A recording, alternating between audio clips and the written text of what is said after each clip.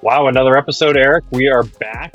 And today on Content Crib Podcast, we are extremely excited and thrilled to be joined by someone who lives and breathes what the show is all about. Psychology of influence, modern selling, and the power of creating content that actually connects. Also, an original attendee of Content Crib 1.0 with you in the deserts of Las Vegas. That is right. We have today Joseph Miller, or some call him the Godfather. Joe has spent decades in the trenches of medtech, capital equipment, and leadership. And what I think Joe stands out is not just the track record and all the wisdom and knowledge that he can provide, but mindset. Old school relationship building with new age tools like video and ethical influence frameworks. And yes, even some handwritten letters. So without further ado, Eric, and we will welcome Joe Miller. Welcome to the Content Crib Podcast. Thanks for joining us. Thanks, gentlemen. That first Content Crib was crazy. I love that. I'll never forget that. It was like being at Pablo Escobar's house. It was gigantic. It was huge. I love that. I love Content Crib. I love all of them, but I love that one because it was the first one. Yeah, that was one where people were like, I see the wall and it looks like bullet holes in the wall. Like, yeah, that's us. Turn in here. Come on in. Just walk in the front door. It was at the end of the street. The street actually ended before the house, and then it was all rock, gravel to the house. It was straight. It was a cool place, though. Yeah, we had a fun time, but man, that's we've come a long way since that original Content Crib, and man, yes, you were on our maiden voyage, so it's an honor to have you here on the show. I have so much FOMO that I missed that. It's ridiculous. But I'll get over it someday. It was fun. It was fun. It was fun. A lot of fun. But I mean, I'll tell you, it's just from that first day there at Content Crib where we started talking about can you do to create influence and how times are changing. And I don't even think we talked about AI at that first Content Crib, and now it's like what don't we talk about AI about and what we do? So Absolutely. I'm gonna throw out the first here softball. And where do you think all this is going, Joe, with AI and all the fun stuff? I gotta tell you, I'm fastball. I think. That's a fastball, yeah. I'm a little scared. I'm not gonna deny that. I was anti-AI, and then I said, well, let me just play around with it, and all of a sudden I was like, wow, this is really good. I consider myself to be a pretty good writer.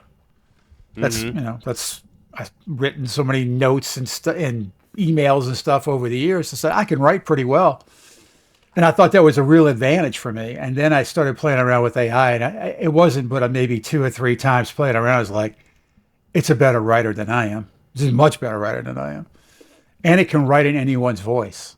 So if I wanted to use, like I've studied copywriting a lot, particularly direct mail response. Robert marketing. Collier. Well, Robert Collier. Yeah. Robert Collier and Dan Kennedy and all those guys. And Dan Kennedy got it from Robert Collier. So, but yeah, so I was like, okay, now write this in the voice of Dan Kennedy. And it spits it out in 2 seconds. And I read it. I'm going, that sounds like Dan Kennedy. I just got Dan Kennedy as my personal copywriter for nothing. Mm-hmm. And that's when I started to realize, and that's just scratching the surface of what it can do. I'm not deep into it. And I'm like, holy Moses, this could really, I'm sure there'll be copywriters, like I was in the radiology space for a long time when MRI came out. It's like MRI is going to take all the rest of it out. Nobody's going to do X-ray anymore and CT and all that. Then they're all still here. So I think there'll be copywriters, but I tell you, you're going to have to be 1 in a million because AI can digest that and spit it out. And now here's the thing that gets me about AI. It's going to take a below average to average player and make them above average. So all the knowledge I got up here about copywriting and how to do that, it's kind of nice to have. But somebody else is going to capture that knowledge just like that without any of all the experience of learning it. That's the thing. that's impressive and scary at the same time. It's a two-edged sword. But here's the other piece of it. Here's the other side of it. You know, we all like to do personalized video. Yeah. I still have received certainly less than 5 personalized videos, right? Same. I mean, Same not here. from somebody in our I've got group. one Right. personalized video I've received. So now AI can do video for you. I still won't get them. Right. So I don't know. Just because you have it doesn't mean people will use it.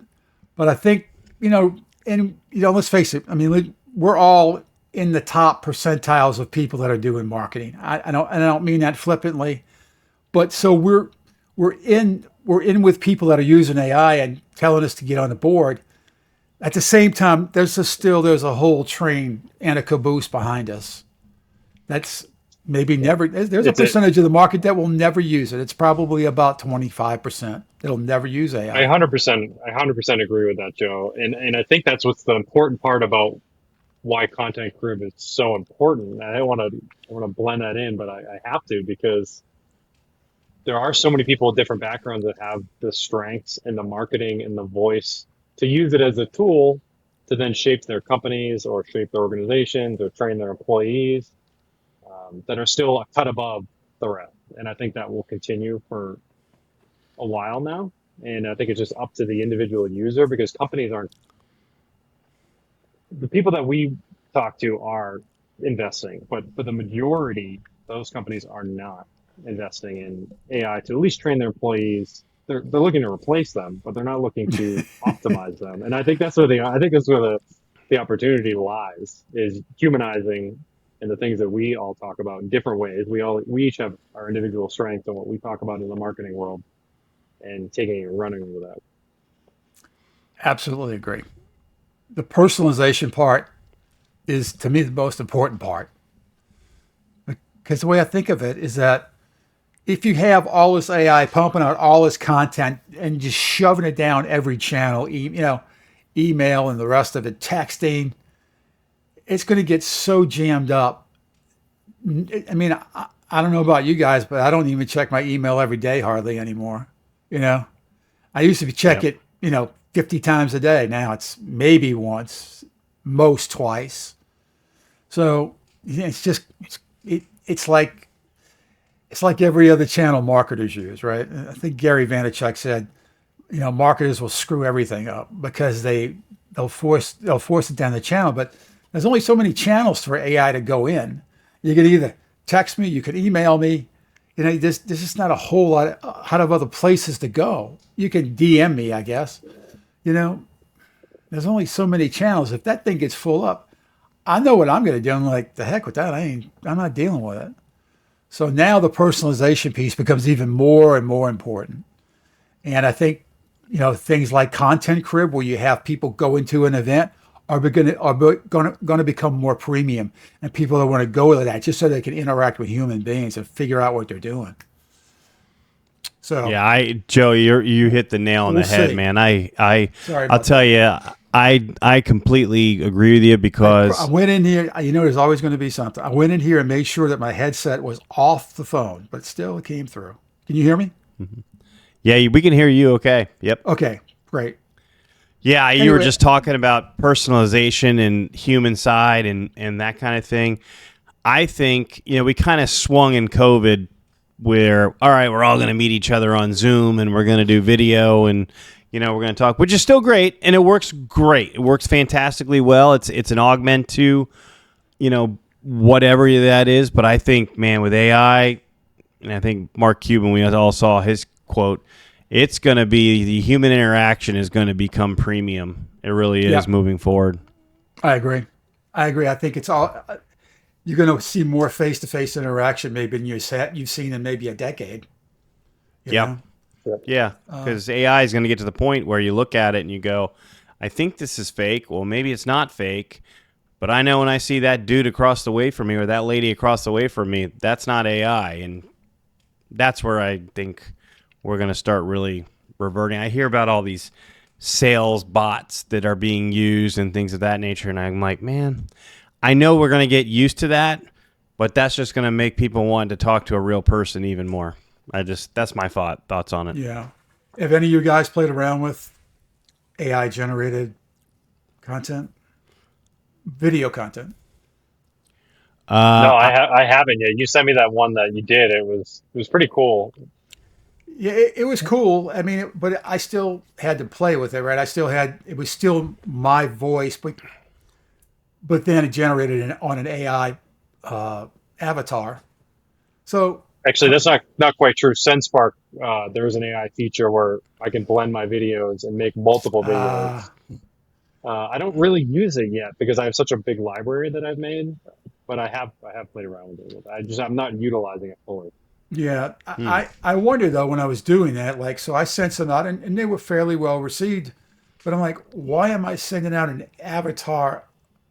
AI avatar when I can do it myself and be me on the video?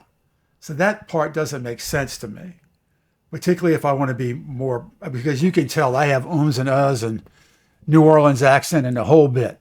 So But that's what makes it so good, right? Yeah. That's the point. precisely, exactly. So I don't have the answer. I don't know where it's going. I don't think really anybody does. We can all pontificate about it. We'll have to see where it all happens. It may fall on its face too. It's possible, but we'll see.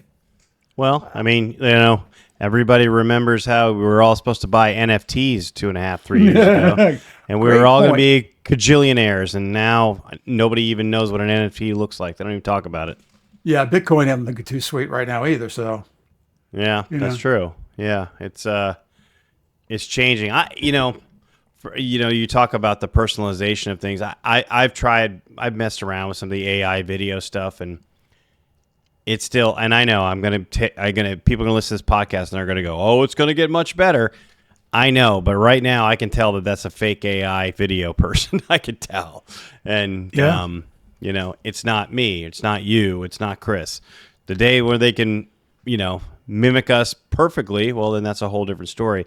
Which brings us to another whole thing where will the government get involved? And I always hate those words, but will they get involved and have to label things? Are they going to allow us to, is there going to be some kind of, labeling system just like we have PG-13 movies and rated R movies? Are we going to have an AI symbol on it because it was not real? I don't know. it's an interesting. I mean, it's like it would be the same thing for having a PG movie or R-rated movie, or what's gonna probably happen is people are gonna get duped by AI videos, and then they're gonna get really hacked off about that, and then they're gonna want the government to do something. Not always a great way to do that, but I think that's probably how it'll play out. Yeah. But then you may have an AI that sniffs out another AI. I mean, it could get really crazy, you know? Yeah. Well, there is now, with my daughter's in high school, they have software that you put your paper, it scans it, and it will tell you if AI created the paper. The AI knows whether if the AI has done it, which is bizarre, but that's how That they is do pretty it. crazy. Yep. It's Yeah. wild. Boy, I would have loved to have that in high school. Well, yeah, and I guess it's everything because it's rampant now with the AI there and stuff. But yeah, so will we have that kind of filter that we have just comes normally on our computer? So you get sent something and you got to run it through it to see if it is. I don't know. Which then begs the question. So let's say you have an AI filter and everything that you see from AI, you reject. It's just like a spam filter for your email, right? Yeah. What good is it then? For that, at least for that purpose, I grant there's a bazillion other purposes, but for that specific purpose of generating AI video, you now neutered that whole thing. Right. I don't know. It's we can sit here and guess, but it's all kind of guessing at this point. I don't think there's any stopping it, nor will anybody want to. I don't want to stop it. I like using it for certain parts and aspects of my sales process, but not for all of it. Yeah. Talk to me a little bit about that. Some of the things that you don't like, and you mentioned writing and you're emailing, and what else? What do you not like about it? In your sales process. The video So I've done quite a bit of AI video. It's okay. Um, Yeah. but it's just not real. I mean, it comes to some point where you feel like It's not authentic. It's not the right. Joe Miller. It doesn't have the human touch. Yeah, no, I've seen them, and Eric touched on it too. And it's there's always going to be the special touch coming from the email inboxes are picking up the emails that are AI and they're not super personalized. It's the same thing that's going to happen with videos, and people will recognize when you're hovering over their page or the video has you stumbling their name or whatnot. That adds a little bit of human touch. So I think the algorithms and then the human eye eye test will always stand, and that's why I think it's so important to always be yourself in your voice on LinkedIn and your videos that you send to your prospects or customers. And I think that just ties right into what we're all saying here, right? So Yeah, I mean, I don't know if personalization, if you want to call it at scale, it's kind of a word I don't like to use a whole lot. If you're doing like B2C consumer stuff and each one is individual, maybe AI is good there. But if you got, you and I have talked before about who the old Chet Holmes top 100, like who are the dream 100 clients you need? yeah, And it's really probably, Stu Heineck and I were talking the other day, it's probably 5 or 10 yeah. clients that can really change your whole world. You don't really need AI video for that because No, you do. personalization is the way to go there. I still think the bar is still so low in sales and marketing that with some proper coaching by you, the Godfather, or some of the techniques that we employ, and we fail at them and we succeed at them. I think the bars are still so low that to succeed is there is still tons of opportunity, especially if you have the right product and the right messaging. Yeah, I mean, you guys at the Content Crib, I mean, really, you're on the cutting edge of this stuff, right? You really are. But I mean, we're only talking about 50 people in that room, not 5 million. So, it's still a small percentage of us that are kind of pushing this forward. I mean, for me, if you're not using video in your sales outreach, you're just not in the game. You're just not really No, playing. If you're sitting back sending generic emails and cars, forget it. I had somebody come to me not too long ago say, "Oh, this email ain't working." I went, "Yeah, because have you read it? Would you want to do anything with that?" You know? I was Yeah. listening to a podcast the other day that says, they were talking about email copy, and actually they had talked about video too, because SensePark was attending, Hmm. and they said the same thing. Said, would you write your emails, and read the ones you write, and would you respond to them, and start measuring it that way, and any emails that you get that are very good, start saving them in a Google Doc folder, Yep. and start using them just like Yeah, old style copywriters would always read their stuff out loud. yeah. And they had what they called the swipe file. So if you really saw something that was good, like you got mail that really looked cool, save that. They call it a swipe and just steal it. I mean, you would steal the layout, the concept, all the hooks, the offer, just steal the whole thing is what you would do. And I think the same thing works in email marketing or video or anything else. The thing is, in video, you just don't, how many videos do you see on LinkedIn? Yeah. It's few. Oh yeah. Yeah, Yeah. yeah, very few. Less than 1%. I forget, I can't remember the number. I mean, they got an enormous number of people on LinkedIn. Less than 1% produce any content once a week. Yeah, it's a The staggering number. It's funny. I don't know if you guys saw this in your feed, but there's a LinkedIn. It's a LinkedIn advertisement of LinkedIn. It's a lady talking about video. I don't know if you've seen her talking. I saw that. And, Yeah. yeah, it's like video's up 31%. It's very clear what LinkedIn wants to have happen. They want there to be a lot more video on their platform. Yeah. It's the human scroll TikTokification of everything. It's The it's what longer they gets can the keep you dopamine. on there is what they want, right? And Yeah, if 100%. if that video makes you hang on 30 extra seconds, it's worth their time to Absolutely. promote And you. yep, and humans don't want to read a 3-page thing and stay on a platform. They'd rather swipe up and here's the next dopamine hit. Yep. guilty as charged. Exactly. Yep. I wanted to pivot on or go back to content groups. I want to get your opinion. Everyone has a little bit of a different input opinion of their attending a content group. And for anyone listening that is like, what is content group? What are you guys talking about? I don't have any idea. Or they may know what it is and haven't pulled the trigger on attending. Joe, what Yeah. can you give a So better idea of benefits of from your perspective? my kind Benefits. of one line tagline is go for the people, stay for the education. So so to get 50 people in the room that are all focused on one thing, trying to get better at content is really cool. I have met some really incredible. Well, first of all, let me talk about the people. Uh, you, Eric, and the Beard run a really good show.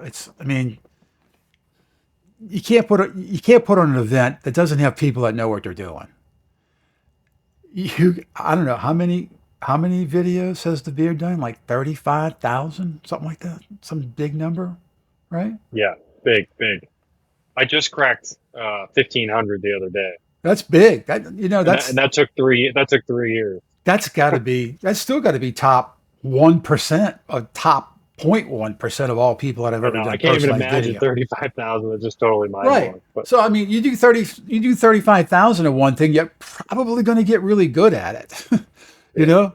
So the learning, if you go into Content Crib to learn something, there's something to learn. Now, the first one that we did, that you guys did, was more of a meet and greet turned into a social event with some education and some video filming. But you guys have changed it along the way. I didn't have a chance to go to the last one, but it's much more educational oriented than it was originally. So you're going to learn something. And the other thing too, this is what I like personally about it. It's not 10 days in a row. You go in on a Friday. I love that. I love this format. Come in, midday on a Friday, spend the evening, and then the next day and you fly out. So you can take everything with you and go. Plus, it's all recorded anyway, and you can have access to it on a platform. And that keeps building. So you go to the next one, even though you're building, you're still learning. So, but here's the thing. I mean, if you go to Content Crib, which is well worth it, you get when you start doing something, you got to put it into action. Now, gotta put it in I've action. noticed people that went to the last Content Crib that have been to others that are now. I noticed because I watch their feed. They're cranking it a lot of times every day, and I noticed this last Content Crib was an impetus for them to do something. Yeah, And I think when you do that, it's not just going for an it's educational worth its event. weight in gold. Yeah. If you do that part of it and you actually go do the thing, now you got something. You'll like the expense for going there will be darn near nothing if you actually do what you learn there. And you're learning from people that are expert in this area.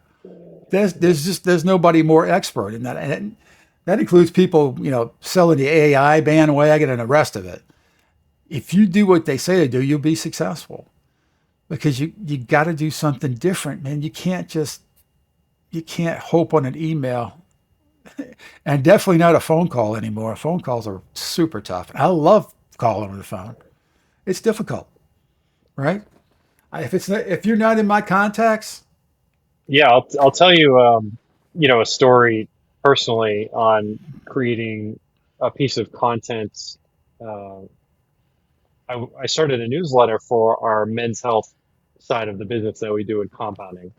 We work in every specialty, medical specialty, but a big part of it is men's and women's sexual health and men's health. So I started, and I think you guys both subscribed to it, men's health mhm, compounded newsletter, and it's men's health tips and tricks and compounded therapies and discounted promo codes for supplements. And I just did one post about it, and I got a DM from a major national telehealth wow, buyer that just said, "Hey, that is a great idea," which is right up the wheelhouse for compounders like mine for ICP, ideal client profile. They are right there because of the opportunity to ship to patients directly. That's where compounders and telehealth people, without getting too down the rabbit hole, that's how Yeah, they yeah. work together so well. And he messaged me saying that was a great idea. I subscribed. I wasn't even connected with him. I'd never messaged him. He just saw it on his feed. Yeah. And there was almost no marketing besides that. So creating content, it's a process. And as you're building and building and getting better and perfecting your tools and your messaging and your voice, big things start to happen very easily, right? Yeah. There's a lot of people Absolutely. that lurk. There's a lot of lurkers in LinkedIn, Yeah. Yeah. so people are looking at your stuff and you never know it. Yeah. Now, I Well, wanted to ask you, we good had point. so many different things that we talked about, Godfather. We wanted to talk about, fortunately, AI gets in the way and of all the wisdom that you can provide and whatnot. We'll have to do this again sometime, but we're running out of time, so we have a few more minutes. But I wanted to ask this one big question: is now we're in the day and age. You've seen it all in terms of healthcare sales, medical sales process, going from, not to age you, but going from phone booth to phone book to cell phone, right? You've seen that. If you had to I have. mentor your 25-year-old self right now for 10 minutes, what would you say? Oh, this is a great question. I love this. Here's one I wouldn't have said, but I would Yeah. say full on now is health is the most important thing in your sales process. Yes. Got to stay healthy. Because if you don't, and look, I came up through the 80s and 90s and into 2000s. It was a drinkathon. I mean, there was a Oh lot yeah. of drinking, a lot of bad eating. I had ballooned up to 312 pounds. I was a big guy. What? Yep. I'm 188 pounds as of this morning. It's a big difference. It's a big difference in weight and a big difference in the way you feel. So, all the stuff everybody talks about on every social media post, get yourself healthy, get you some sun, eat right, sleep right. I didn't know. I mean, as I gotten older, those are even more important. I never thought about them when I was 27 years old, or 35 years old, even 40 years old, because I was just running hard, driving places, selling stuff, eating bad, having a good time, and Yeah. there were Guilty many as more. charged. Yeah, We've all lived that life. We've all lived that yeah. life. So it's easy to say when you're on the other side of it. You go, oh, this is what you do. It's made a world of difference in the way I approach the day because I'm approaching tomorrow today by eating better, exercising, getting some sun. And none of this has to be hours and hours. I mean, there's a lot of good studies that are just out doing 10 minutes of exercise, just 10 minutes of some resistance training, 2, 3, 4 times a day, little segments to keep you going. It also helps this thing right here, which is really important, you know, is I'm cognitively better. That means I think better. When I'm in front of a client or a potential client or doing a video, I think better. Because there were some days I can tell you when it wasn't that I was had dementia or You're anything, just but dragging it to get was it done, right? that's it. That's it. Yeah. So that would be number one.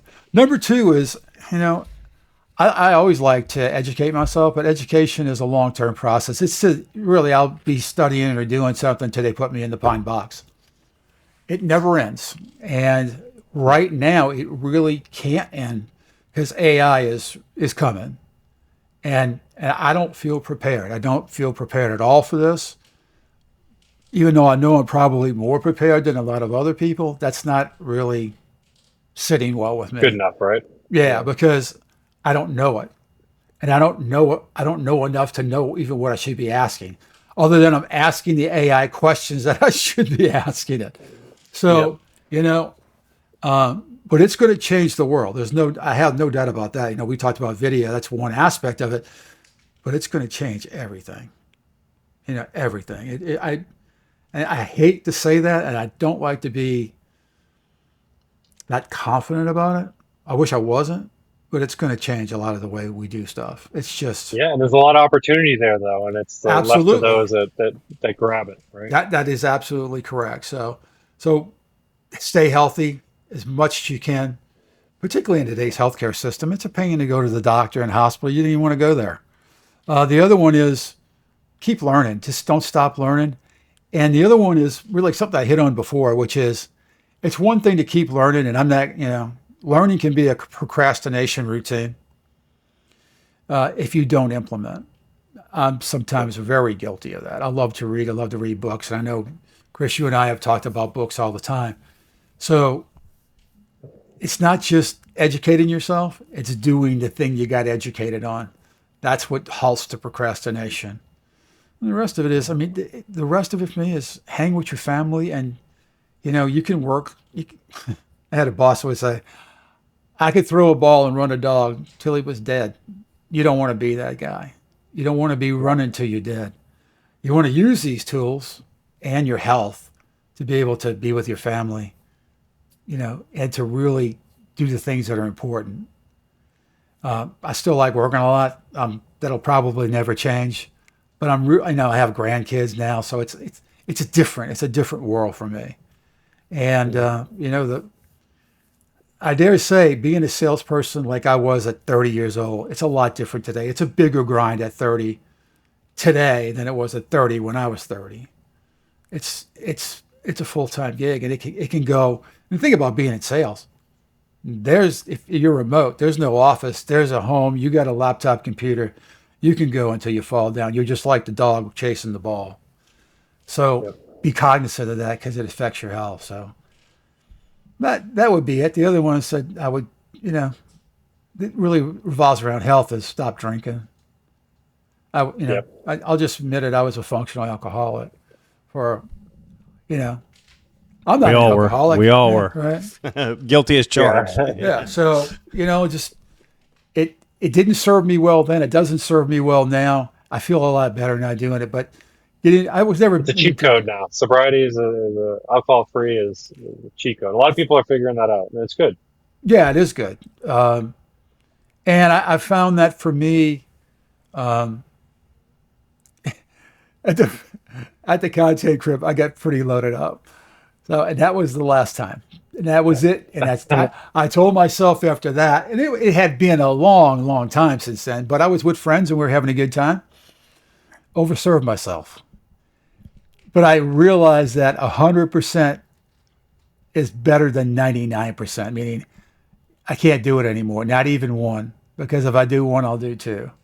And they say, well, it's only for a day. Yeah, that day affects the next day. That's the thing. Once too many, 100% not enough. Is that was my old family members would say. That was my old boss's expression, and he lived it up too. And when he had one, he had 100. And so, and I was sitting that there. Mud? No, that wasn't. That was my other mentor, Rod Kovar, and we had, we take those stories today and we idolize them, but when you really break it down, it probably wasn't a whole lot of good. So I think that's really it. If you can cover those bases, Rod Kovar also had a great expression too. Now his thing, you can drink all night, but you better be ready to go. You better be in the lobby at 8:00 and ready to go. That was a lot of the 80s and 90s. Like go out busted hard at night, and then you got to go to work the next day.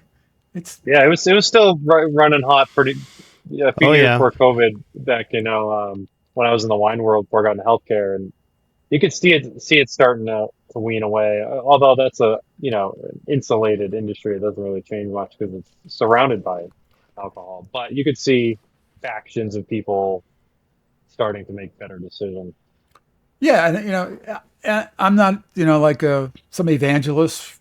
You want to drink, go drink. It just doesn't work for me anymore. So another thing Rod Kovar would say is be in the lobby at 8, have your shoes shined, and be on time. I think being on time is the most underrated thing in business. And it's the easiest thing to do. It's the easiest thing to do. And I'm amazed by how many I'm sitting there. It's a pet peeve of mine. I'm sitting there ready to go at whatever time, and they stroll in 10 minutes later, kind of like looking off into space. And I'm like, it's the easiest thing to do. We're not asking you anything skill-wise. Just simply move your body in a certain direction at a certain time. That's it. I don't know. It's truly bizarre. amazing. It's truly amazing. I get on rants on LinkedIn sometime when I'm waiting for a guy to come fix the washing machine. I'll be there at 9 and it's like 11 o'clock. I understand, like, it's Houston. There's a lot of traffic. You got problems. Just do this. I'm running late, right? I mean, it's not that complicated. Most of the things in sales are really simple. We make them really complicated. When he says this and you say that, and blah, all that stuff. I think if you just can sit down with somebody and be a human being and try to figure out if they have a problem you can solve, you're way ahead of the game, because I see so many people just still like we used to do in 1985. Wow. Features and benefits all over the, Yeah. David Sandler had an expression. He called it, "Don't spill your candy in the lobby." There's no reason. Just go ask really good questions. Listen to people. It'll usually work out.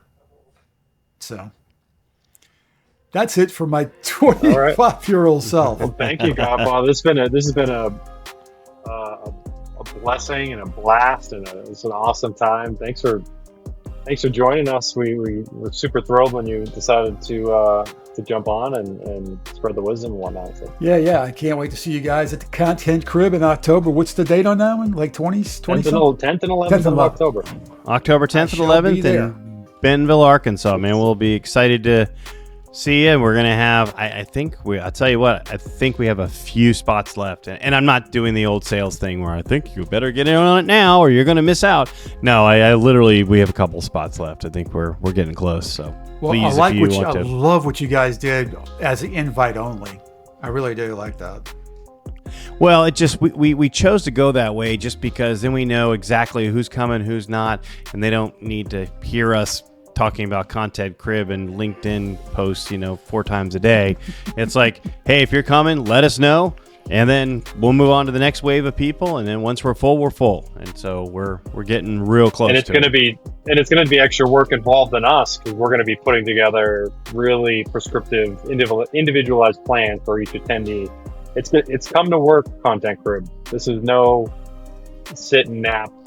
You need to come prepared to get the workbook that we're going to give you and apply it. It's going to be good. That's the natural evolution of what it should be.